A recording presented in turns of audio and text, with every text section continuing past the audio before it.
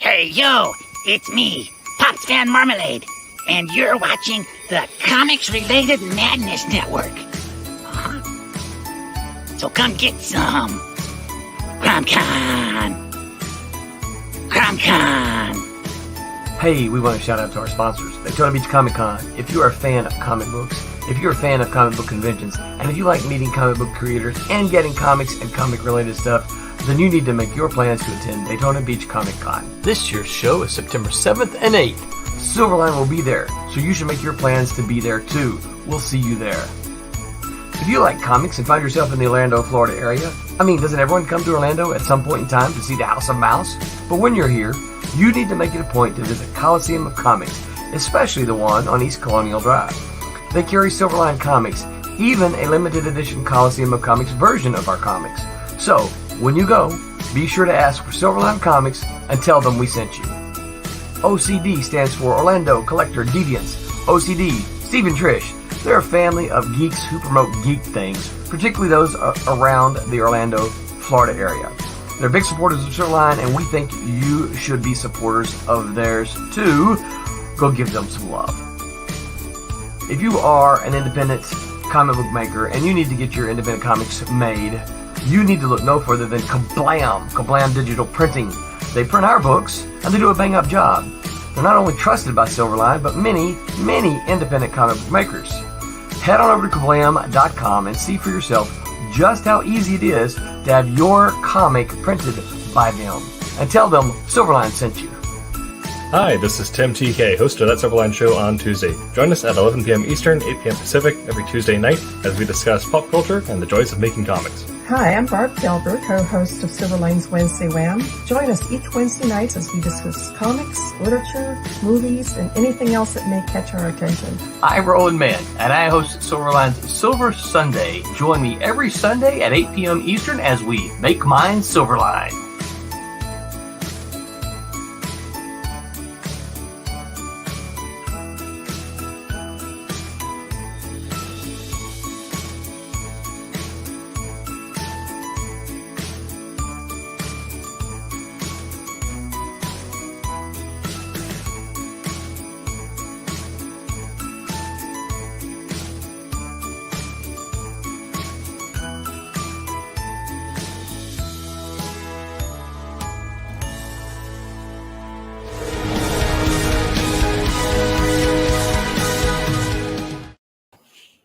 Hello, Internet. Welcome to That Silverline Show on Tuesday. I'm your host, Tim TK, and I'm joined, as always, by Jose Fuentes. Hello. CC Harris. Hey. And David Rios. Hello there. And tonight we're going to be talking about do comic creators collect books? Do you actually collect the medium that we're involved in? Or are we like those weird method actors who have never seen a movie that they've starred in? But before we get into all that, I'll open up for a little bit of preamble ramble since we're just coming off of the holidays.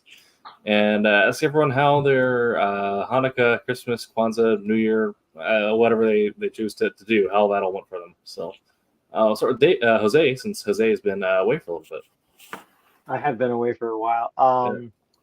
We kind of celebrated our Christmas a little early. We went, my oldest son and my 16-year-old daughter, they were in marching band, so they had marching band event at Disney. And then directly after, we went on a seven-night Disney cruise. Nice. And I was excited to come back home. Yeah. I missed my bed. But we still got the tree up and we got presents for the kids. Spent way more money on them than I should have, but it's Christmas. That's fair. But it was pretty good. We had family over. My dad wasn't able to visit, which he usually visits every year, but like as a whole, it was pretty fun, pretty interesting. Nothing major, just lots of family time. Okay. Cassisi, how about yourself? Well, David is currently away. Yeah, it went really well. My sister came to visit, so I relish any time I can get with my family because we live far away. So She came to visit. It's around her birthday too, so birthday, Christmas kind of celebration. Went out. Just tried to show her a good time while she was here in Washington. So There you go. That's fair. Okay, David. Well, just spend some time with some friends. Went over Christmas to a friend's house and had dinner. So it's pretty good. New Year's we just kicked it around here. Nothing real exciting. Okay. Yep. Our Hanukkah was, as lit as Hanukkahs can get. One good night at the end, but after 7 nights, I'm just kind of like, all right. And then, we ended up doing the Zoo Lights walk at the Oregon Zoo before doing our friend group gift exchange on New Year's itself, actually. So we kind of combined Christmas and New Year's into just one day. That was good. I got, I think in this room. It should be in this room. Might be in this room. They're not in this room. Okay, but I got some hard to find Gundam editions from the manga.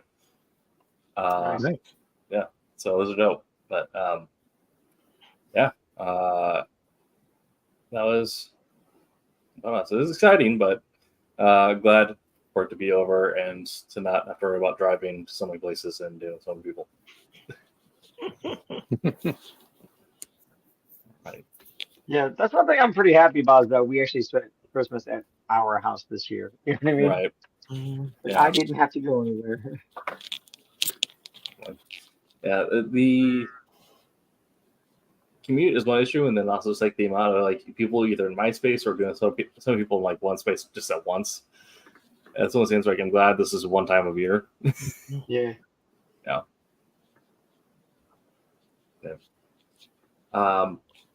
So, like I said at the top of the show, this is tonight's episode is going to be about do comic creators actually collect books themselves?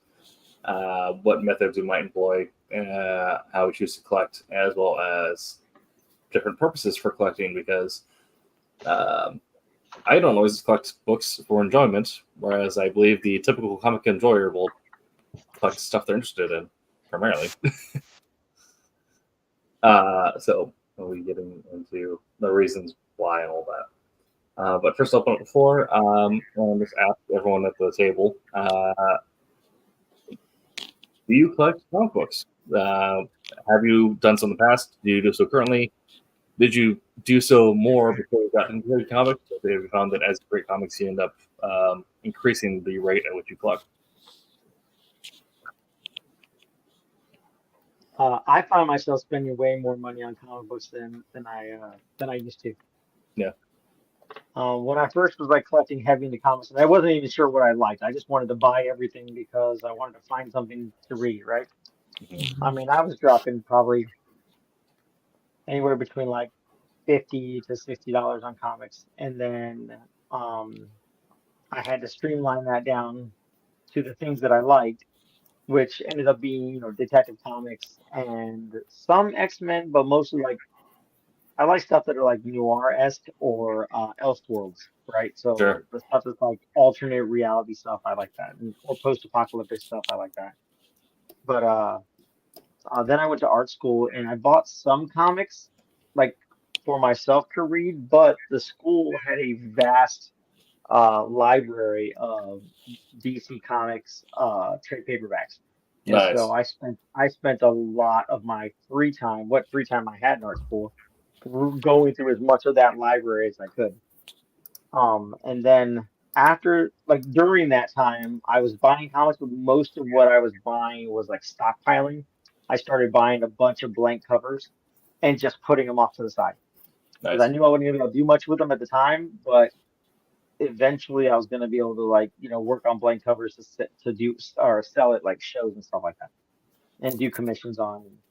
So I was kind of trying my best to think ahead think what some of my other fellow students weren't necessarily considering, Mhm. and just trying to go from there. But now I spend quite a bit on comics, but I don't spend. I like getting new stuff. I don't like. I like still collect these detective comics because I love detective comics. I was collecting Green Lantern, but now I'm collecting was it The Hunger in the Dawn and uh just a bunch of random stuff just because Nice. I I like looking at the art, but now I collect it because I love comics. Um, but now if I see something that catches my eye, oh, that's interesting how they did that paneling. You know what I mean? I kind of have to deconstruct it to, if I find something a technique that I like. Yeah. We do that. I would say that, starting out when I was younger, I bought comics purely to consume them, right? Like, oh, I like that thing. I want to read that thing. And I wouldn't say I was a collector because they didn't last, right? After I consumed it, I didn't really care about, whether Yeah. it was torn or anything. I was just done. So now I think I still don't consider myself a collector in the sense that I don't care about resale value Mhm. but I study them more, right? So I'm trying Yeah. to find characters that I can relate to. Again, the closest thing to a collection that I think I have is these mosaic comics, like the Green Lantern mosaic comics. Nice. Nice. I have several of them, but I actually don't like the way that John Stewart is written. So I kind of Yeah. had to, man, I was disappointed. In it, I'll have to go through it again and just figure it out. I really want it to align to him. But yeah, I guess right now I just collect things just to see how the stories are told or if they condense stories. I'm really interested in comic books that Yes. do it in like 6 pages or something like that, just to Mm. see how they kind of tell that story. So Judge Dredd is really compact in, Yeah. in the storytelling and a lot of indie stuff. So now I just want to see how people are telling stories. So I kind of gravitate to that, and I will acquire them and read them. But I don't know that I can consider myself a collector, right? I acquire it, but I don't know if I collect it Sure. per se. Okay. I think in a sort of vein, I'm not concerned with resale value, but I consider myself a collector, and that I'm currently working on assembling bookshelves 5 and 6 to fit. Wow. Yeah. It's always nice to have goals. Yeah.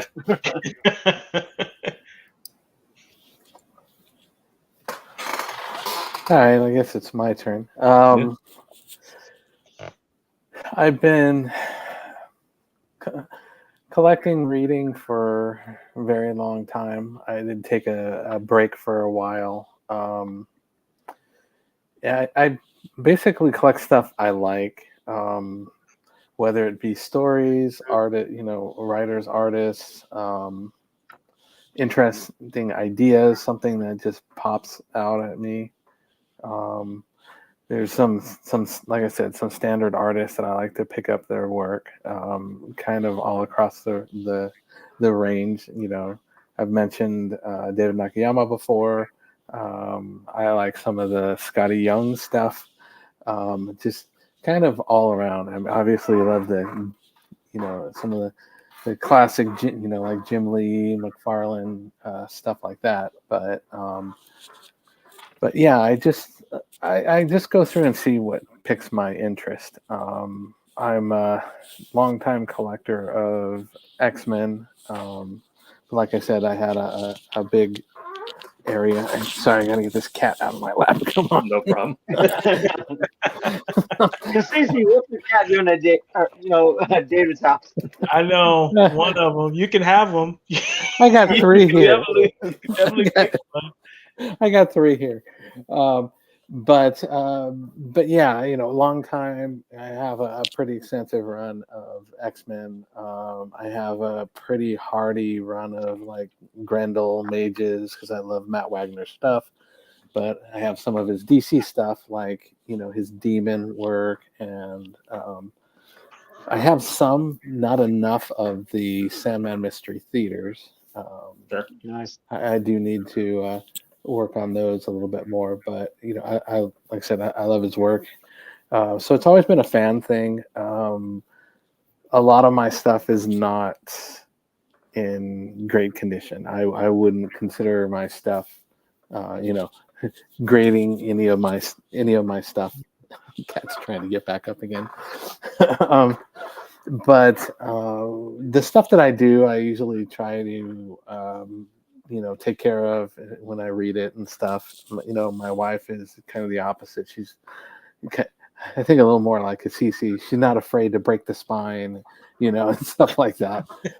But I try to keep stuff as much as possible, in decent condition. But like I said, a lot of my X-Men stuff I got used, and a lot of the early stuff is pretty worked. But I'm doing it for enjoyment, and also for reference material and stuff.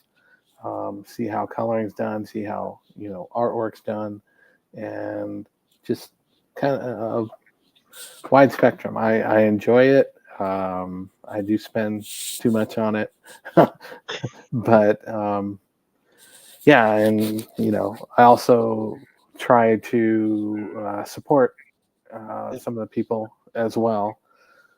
Like when I go to shows, I sometimes I try to buy, if I can, buy some artwork from some of my fellow coworkers and help them out. Have something cool on the end.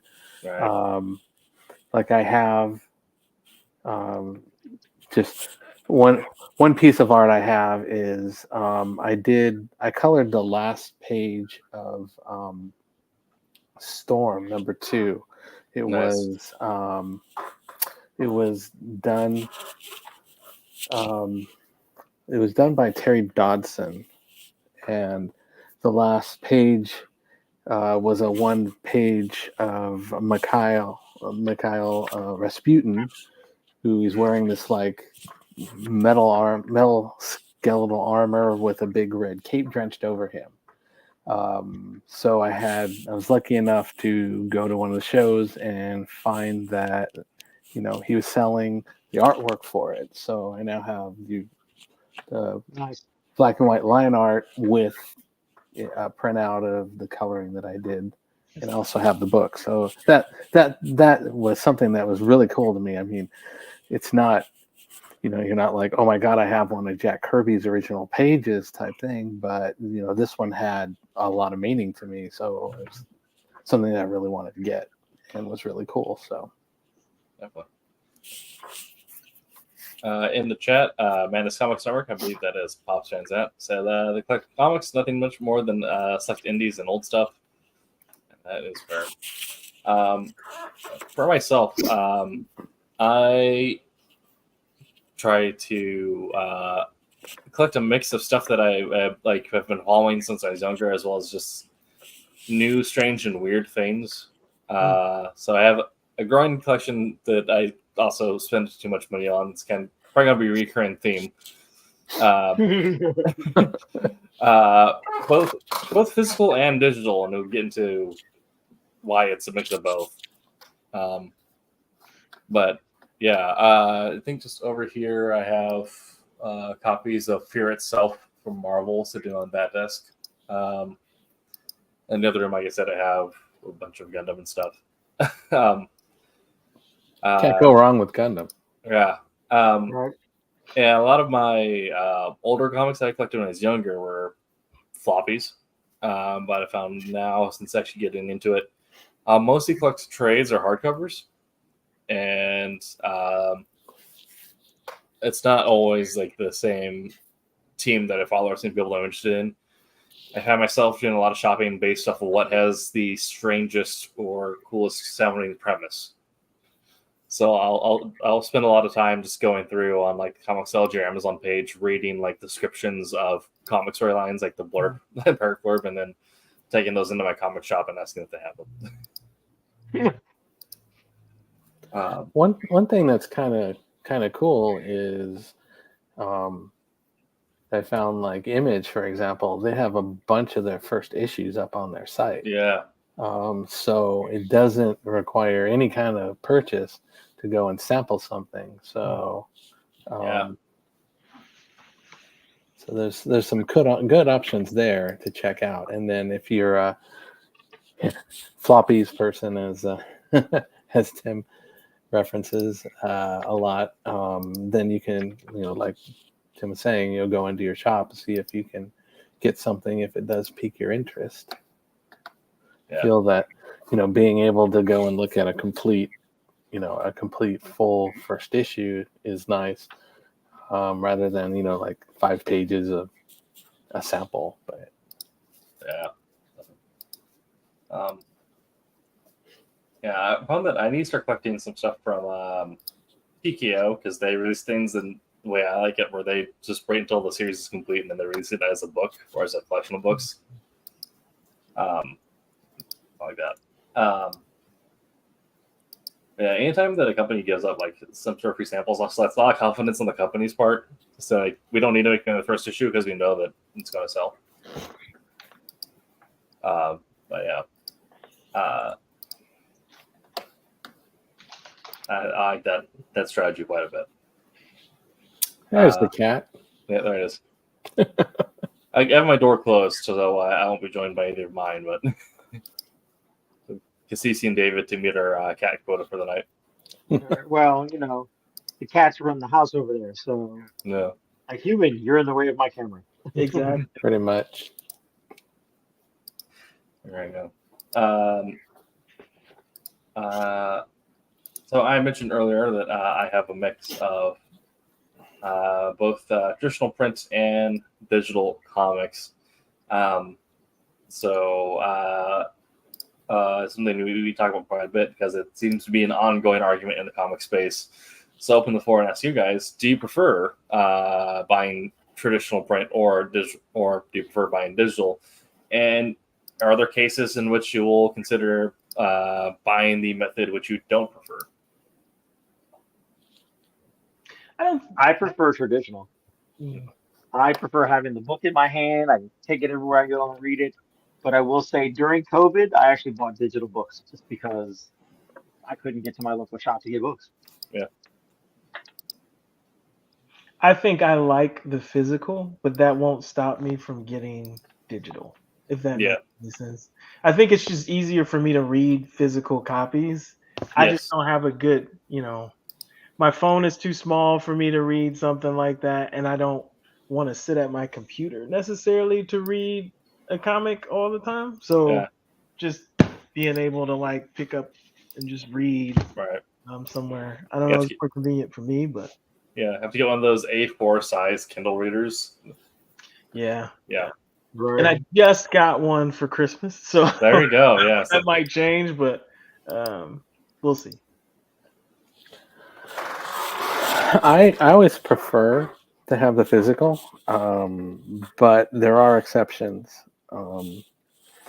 Some books are just too hard to read, and I know there's some deals going on for some of the books in digital form, and I just can't see myself sitting with an omnibus book trying to hold that over my head while I'm either it's just that struggle is real, dude. That struggle is real.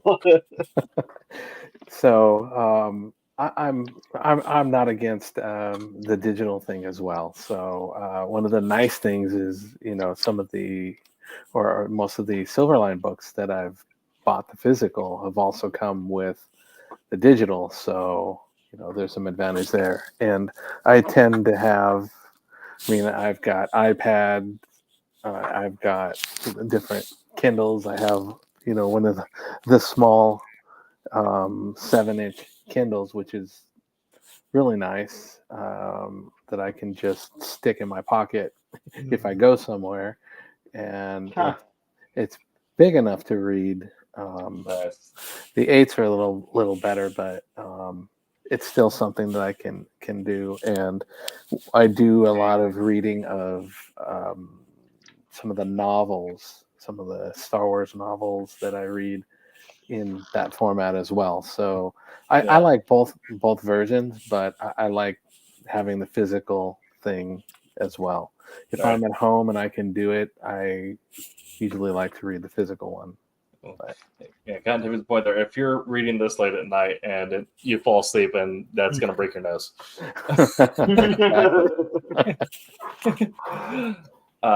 Yeah. Kind of similar to that is that I will prefer grabbing the physical because I've been really interested in, but I'm not averse to going digital. I have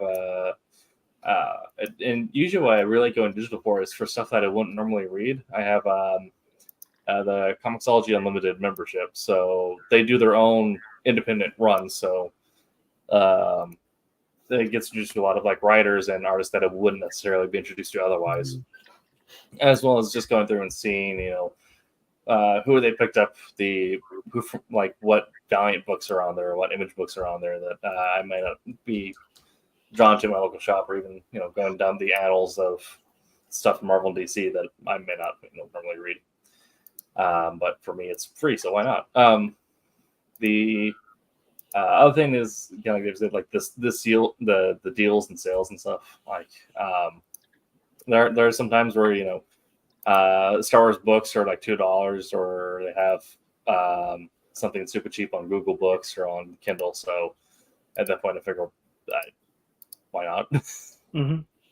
But and it is easier to carry around if I'm running to convention space or doing whatever. It's easier to have my tablet on me than it is to carry like a backpack full of hard covers. yeah. We've, if anybody's even interested, Tim and I have had conversations about this stuff offline. I've asked him a lot of Comixology and stuff questions and all that. So he's a good resource for that if you have questions on that. But I totally get it.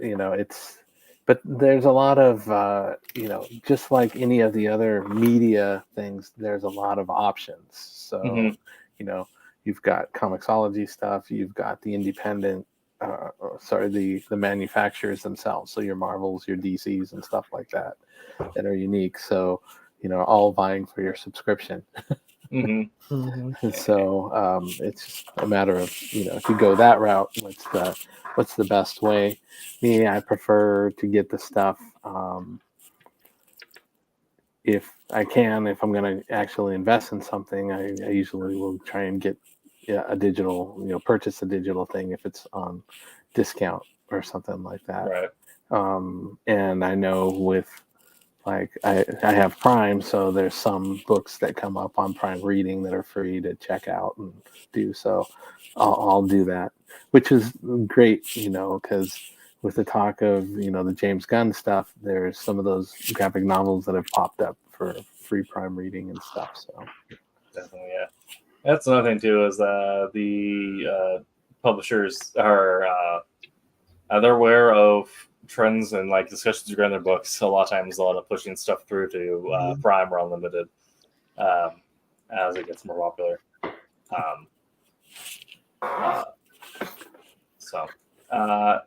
What I'm hearing is you're all breaking my heart because you guys want digital stuff, and that's okay. I guess I can live with sadness.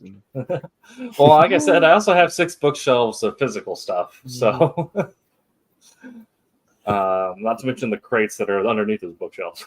Right. Yeah. I mean, I've been cataloging stuff, and I'm already up to 24 short boxes of cataloged stuff. That's only 12 long boxes. You tighten your game up, son. No. Well, first of all, long boxes are $250, not $300. I think fair. I have some, but I put lighter things in them. Right. I've transitioned those to smaller ones so I can actually move them and pick them up. but yeah, like I said, I've been cataloging stuff. I'm about halfway through. a little over Nice. halfway through. So Nice. Cool. Okay. So I guess at this point we'll transition into why we collect. Like I said earlier, if you're the average comics reader, you probably collect comics because you enjoy reading them, or you might have the intention of reselling them down the line. However, if you're a creator, that may not always be the case, and there are probably different reasons why you should collect books. So I'll let everyone explain the reasoning on why they still collect books and have increased to the rate at which they collect books since they've gotten to creating. Again, I'm just trying to get better. So I will get something that I don't like just to understand how they told that story. Even Yeah. especially if it is something that a lot of people are liking for some reason, just trying to understand what devices are they using to get people attracted to that thing, Yeah. and can I learn from it in some way? Yeah. So right now my thing is Ghost Rider. I'm trying to understand Ghost Okay. specifically the Robbie Reyes one. I can't find, when you go to a comic store, like I cannot find Ghost Rider is like one of those things where you can only find like I don't know. I just can't find any of the ones I'm looking for. It was really interesting. Robbie Reyes is my favorite Ghost Rider. Really, really. Yeah, See, I'm trying yeah. to get into him. Trying to get Don't into get me him. wrong. I like Slate, but Robbie Reyes is my guy. Yeah. Yeah. That's let me. That and Dr. Fate. I cannot find any Dr. Fate. I'm gonna have to just buy it all online. I can't go into a store. So I know that there are some pretty good Dr. Fate stories out there, but for me, and maybe it's because when I was reading them as I was growing up, they were a little convoluted for me. Like they're a little like hard for me to like grab a hold of. You know what I mean? Mm-hmm. So I'm not a big Dr. Fate fan, but I do know like some things that happened to him in his storylines. You know what I mean? Mm-hmm. But like in regards to like collecting comics, if it's not the dedicated stuff I have, you know what I mean, that I collect on the regular, like I said, Detective Comics and whatnot, um, it since art school, it's now a matter like I'll collect random comics, and if they're random Mm-hmm. comics, it's because I want to know what characters they are. I want to know who the characters are, so that if Mm-hmm. I'm going to draw them at any point in time, I want to know, at least a little bit about them, a little bit about the current design for their costumes and stuff like that. Like in that regard, that's really the only reason I pick up anything not in my like Mm-hmm. collective like box. Sure. And I guess support of creators too. So Sure. I'll get I don't comics. like those guys. I get different comics just to support the creator. Like if I believe in that creator doing something, and it's not necessarily Right. because fiending for that particular comic. But Yeah. Yeah. And if I'll buy books if a friend if it's from a friend, I'll buy the book. Yeah. yeah, I mean, you kind of have to, right? I mean, it's the Kinda, right thing yeah. to do. Yeah. You talk about like we're independent. We're a small press company and whatnot, and you know what I mean. If we want people to support like other indies to support our stuff, we should be willing to support theirs as well, or promote their stuff, or you know what I mean, do a pinup piece or something for them. You know what I mean? That's at least that's how I Yeah. think about it. Absolutely.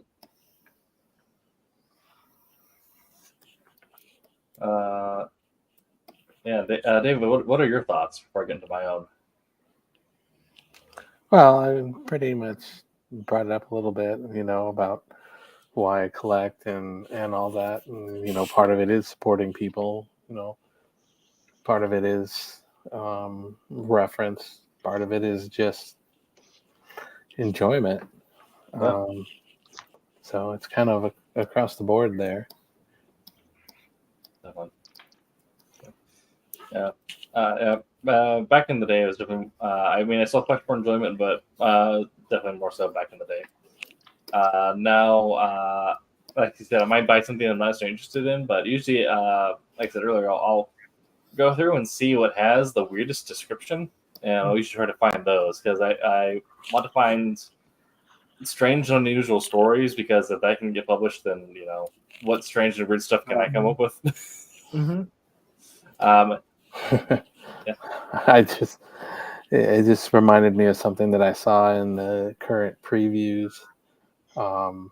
There's something that's really strange. Just one book. I don't remember the name of it, but it was the way that it looked. It like somebody almost just kind of sketched it out, and it didn't look like it was super finished.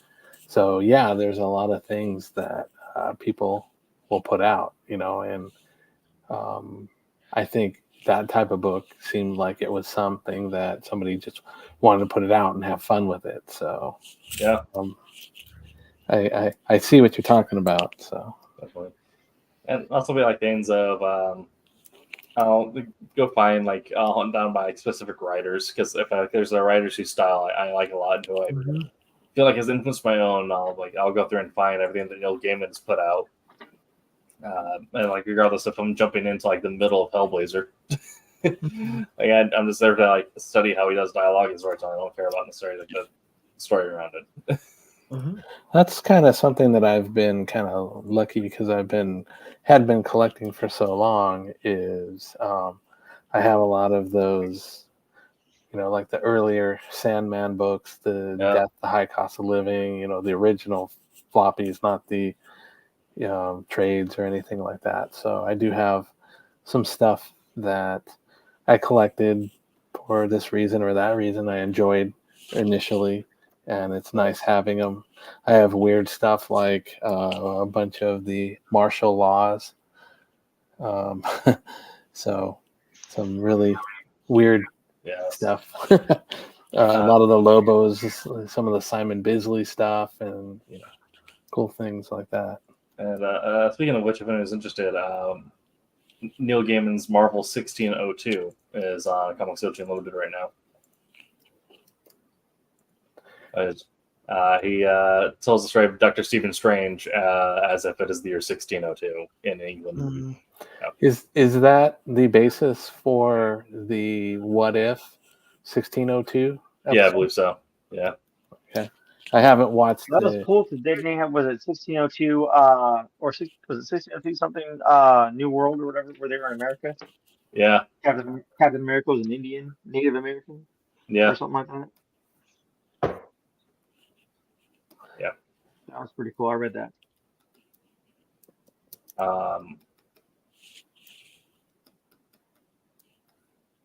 Okay. And so yeah, there's no one here really buys for resale. No. Oh, yeah. I don't.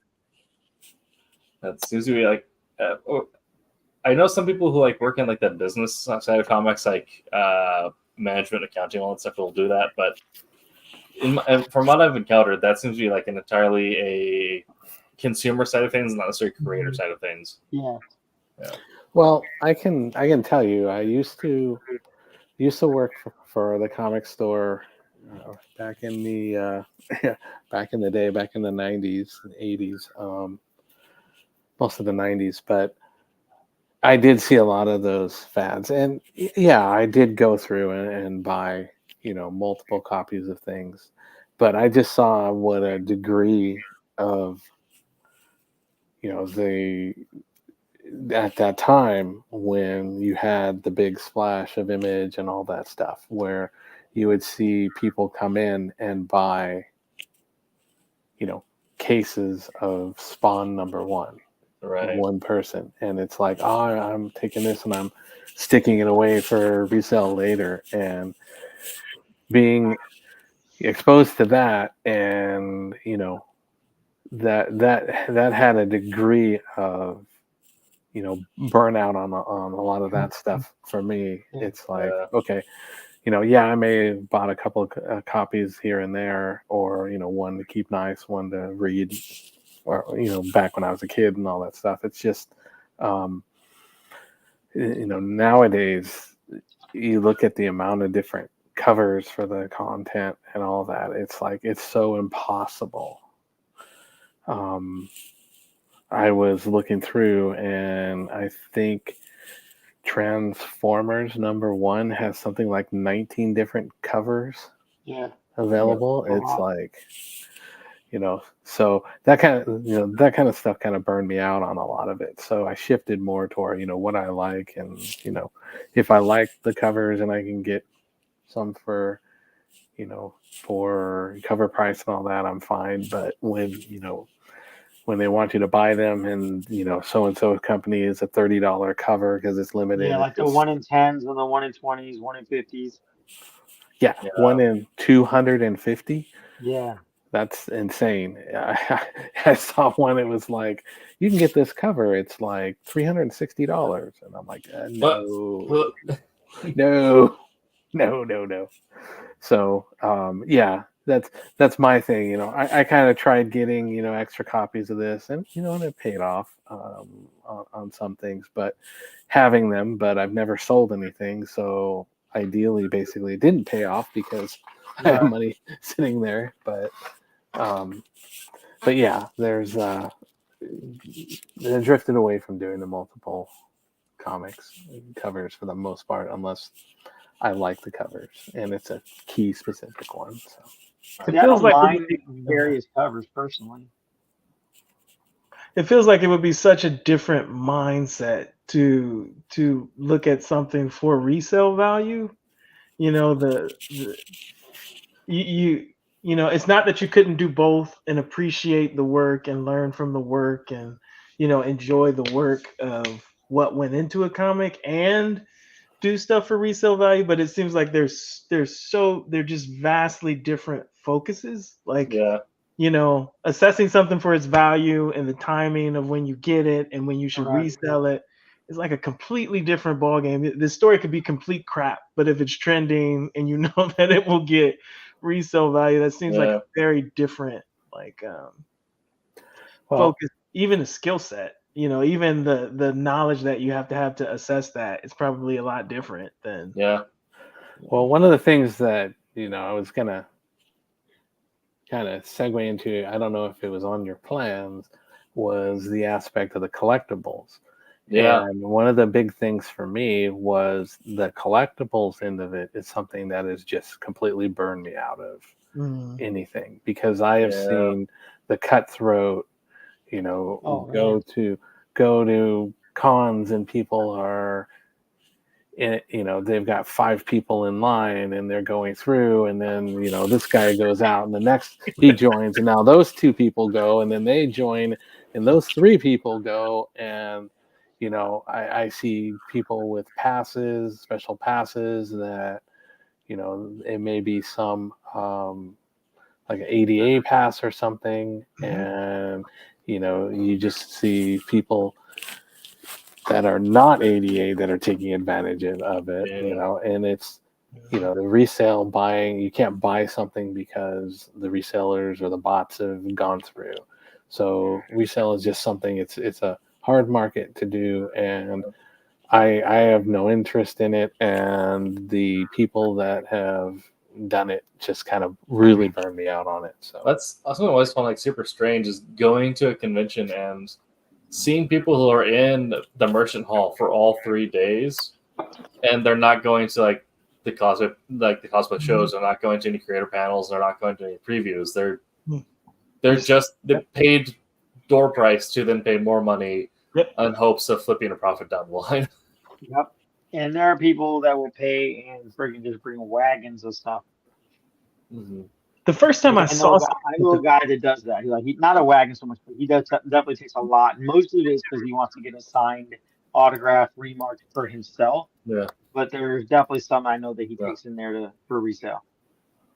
The first time I saw someone do that with collectibles, it blew my mind. I watched people go get an exclusive thing and immediately walk around the corner and sell it. And it just blew my mind. Like, wow, they're taking advantage of the fact that they have a pass to go get something really quickly. And because people don't have the chance to get that or have to wait an extended period of time, they triple the price, and they get rid of it just like that. It's like, man, that's the There's so much it willing just to pay it. yeah, yeah. So Uh, it blew my mind when I saw that. Like, Yeah. wow, okay. And don't- And sorry, and also back years ago, like when a lot of the Spawn toys came out, it was like you go into dating myself, Toys R Us at the time, and you go and look, and there's like 10, 15 violators on the shelf, and you're looking around and you see some guy walking down the aisle, just kind of waiting there, and then all of a sudden an employee comes in with a box, and here's an unopened box of Spawn, and he's bringing it to the guy, and the guy takes everything out except for the violators, and then walks up to the front and Mhm. leaves those. And that's another thing that just got me so just sick of it. When you're just trying to do it, and the last thing you want to do is go and pay this guy who just bought it when you could have bought it and pay him 4 times as much as what it was. So, yeah. Don't do much collectibles anymore. But if someone makes a plushie for something, I probably will buy the plushie.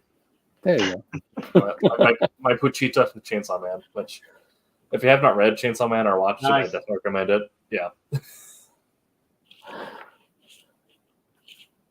Yeah, that is a trippy. Like I haven't watched it or anything, but I've gone through some reading about it, reading about the characters, reading about the whole thing. Yeah. That's trippy. I just remember we went to San Diego last year, and we saw all the Chainsaw Man stuff there, and I hadn't read any of it, and my wife saw, what's this? And I'm like, well, it's Chainsaw Man series, but I don't really know anything about it. And then she starts asking about it, and here's all the details, and here's everything that's going on, so now she knows Chainsaw Man, though neither one of us have actually watched it or done anything on it. So I get quite a bit. Okay. Well, I said today will probably be a short episode because we are a bunch of creators that have gone over the hill, and some of us are dealing with chronic back pain or recently sprung up back pain. And laying down sounds very good. Right. You're not wrong. So this will be our last 13 minutes here. We'll do an hour-long episode as opposed to an hour and a half. Kind of summarizing here, and I'll do a last little bit bonus question.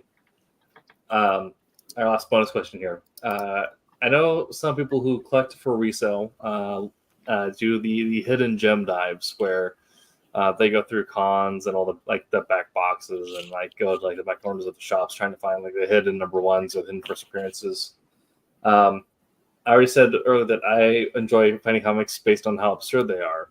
Mm-hmm. So I'll do the trash diving, where I'll try to find something with the jankiest cover or with the most mistranslated dialogue in those dollar bins. Nice. So Ano, if you do you guys use or look at the dollar bins at cons or comic shops, and what do you look for in those dollar bins? I'll get the cheap the boxes where it's just random issues in it. I'll buy those just to see what's in those and read what's in those. Yeah. I'm not necessarily trying to find a hidden gem as in a number one or anything, but I am trying to see what's some quirky not successful book that I like the story. Yeah, find a random issue number 6 from something that got canceled after issue 8. Yeah. Right. And some of those I actually like there are some that are pretty cool. I could see why it got but I see what they were trying to do. I appreciate some of them, but I'll go sometimes through some bins looking for stuff, see if there's anything interesting that's cheap. But most of the time I'm usually looking for something particular, and it doesn't necessarily mean it's something that's big.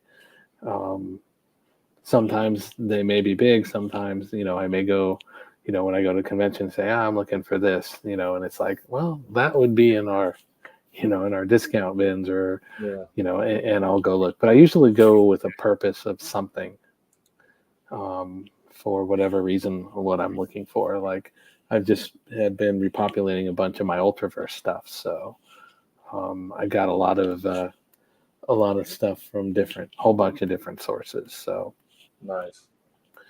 but yeah, it's pretty much, I'm more looking for something, and unless it's one of those things like you're saying, you're just scouting through and seeing if something looks interesting for you. So yeah, do that from time to time as well. Bargain bins used to be my last day of the con look. Like I was, I've looked at all the good stuff on the table. I guess I'll look and see what's there. And then for like the longest time, I didn't do that at all. Roland, our head honcho, at Daytona He Beach Comic loves Con, them. introduced. Yeah, he loves the friggin' dollar bins. Like those are his favorites in the entire Yeah. world. But he introduced me to the fact that there are some pretty sweet gems hidden Oh, yeah. in the dollar bin. So like now, ever since then, I have made a point of like trying to go through to see what's there. Um, I like to try to pick up a lot of like because what I've found in the dollar bin are things like the Advanced Dungeons and Dragons comic book and stuff like that, Oh, yeah. and was it Warlord comics? You know what I mean? And those are books that I know that Jan Dursamo worked on, so I try my best to like see what I can find in there in the bargain bin. If it's someone from an artist that I love and I respect, you know what I mean? I definitely want to pick it up. You know what I mean? So to Yeah. me, those are gems, and they might only ever be worth $1, but like it's it's like I said, it's Jan Dursmo's work, and I can look at it and I can sit there and just like dissect it and see, okay, how did she do this? How did she go about this particular panel with the dialogue? You know what I mean? Saving room for the dialogue and stuff like that. You know what I mean? Just it's I don't know. I look at it differently now than when I did when I was, you know what I mean, younger Yeah. before I went to art school. Like definitely gave me a different perspective on how to look at art, including some of the older stuff that I would have never collected to begin with. Which is funny. You'd think I'd collect the Dungeons and Dragons ones because, I play it all the time. But yeah, I never collected the comics. I didn't even really know there was anything out there. So like yeah, I try my best to like find something from people that I know. Yeah. I know the last find I found it wasn't jank, and well, to most people it'd be jank, but to me it's the peak of art. It was I found the reappearance of Adam X as Adam Extreme in the X-Men. It's like this is peak character design. Right? Spiky pauldrons, backwards cap, skateboard. Yeah. They worked hard on his design.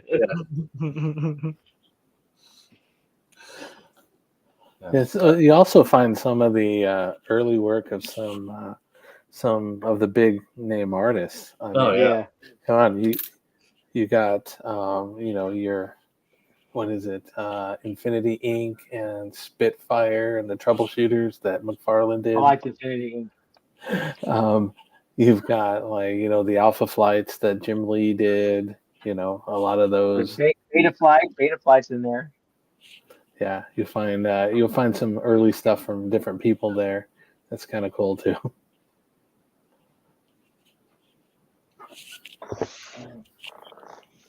Gems, like you said. Yes. Gems. Gems, absolutely. Well, this has been us talking about if comic creators collect books. I think we kind of covered why Birth and White. You might start collecting more books as a creator, and it's typically not for the same reasons as someone who is outside the industry might. So does anyone have any closing thoughts before Jose and I go apply more Icy Hot? Make it quick. It's kind of like I mentioned. There's there's a lot of things that tie in that are the comic based, but then the things that tie in, the toys, the trading card games, and stuff like that. What things came from comics, when things went to comics, like Right. your love of Transformers that got you into either the Marvel Transformers books or the IDW Transformers books, or Skybound, or things like your Robotech that started outside and got you into the comics and things like that. So by the time you put your figures, your pops, your cards, your all different mediums and stuff, you can really delve into what drove you to like all of these things and what transitioned into what and what transitioned out of what. So but I think our consensus is pretty straight across the board. Like you mentioned, we're not reseller based or anything. We're fan based for the most part. So, yeah. Definitely. Okay. Well, that has been our show for tonight. Then we'll be back next week with a special guest. And then we'll have to schedule out the weeks after. Let me grab that here. Next week, we will be interviewing Kevin West, who's worked at Silverline before, also heavy metal, Wildstorm, Claim, as well as Marvel, DC, and Malibu.